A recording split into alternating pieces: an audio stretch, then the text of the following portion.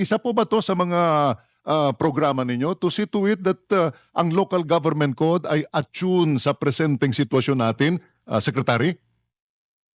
Tama ka, Hil, no? Ako yung naging mayor, Yes. naging MMDA chairman, naging Mhm. congressman, naging Mhm. secretary. Yes. At yan talaga nakikita ko. Alam Mhm. mo, just to give you a brief background bago ko lang Yes, yes.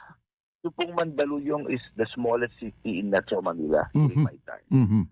At part of this pa, maliit na nga kami, part Mhm. pa namin dito ay ang tinatawag po naming mental hospital Mhm. at correctional, yung pong kulungan. Yun. At yung Mhm. wakwak po namin, malaki rin itong golf course, Mhm. hindi nagbabayad ng yung tax namin dito, recreation lang, mababa lang nakukuha namin. Eh halos lahat ng barangay sa buong Pilipinas walang pera. Mhm. Ano sila magpapagawa ng barangay road? Oo, tama. Number Oo. two, may shortage tayo ng classroom. Ang Mhm. nakalagay dito, ang local government unit, no? Ang mga cities ang magpapagawa ng Mhm. eskwelahan.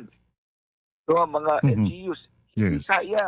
It should be the national na Mhm. pinapagawa naman hanggang ngayon. Yeah, no? yeah, Hindi see. naman kinakalimutan. Yes. No? Pero, just to, dapat maklaro pa Mhm. din dito. No?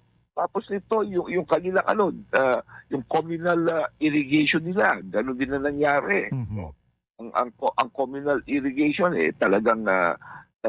dapat hindi pa yun.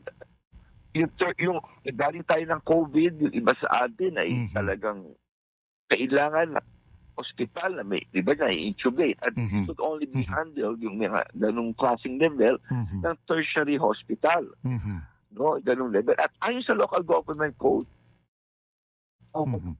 provide ng tertiary hospital ang probinsya. Mhm. Pero hindi lahat ng probinsya mayayaman, Hill. Hindi May kaya. probinsya Mhm. talagang hindi kaya. Mhm. So, dapat national magpagawa nito. So, Yes. ilan lang yan Mhm. sa mga dapat baguhin. Baguhin. Yeah, oo. Okay.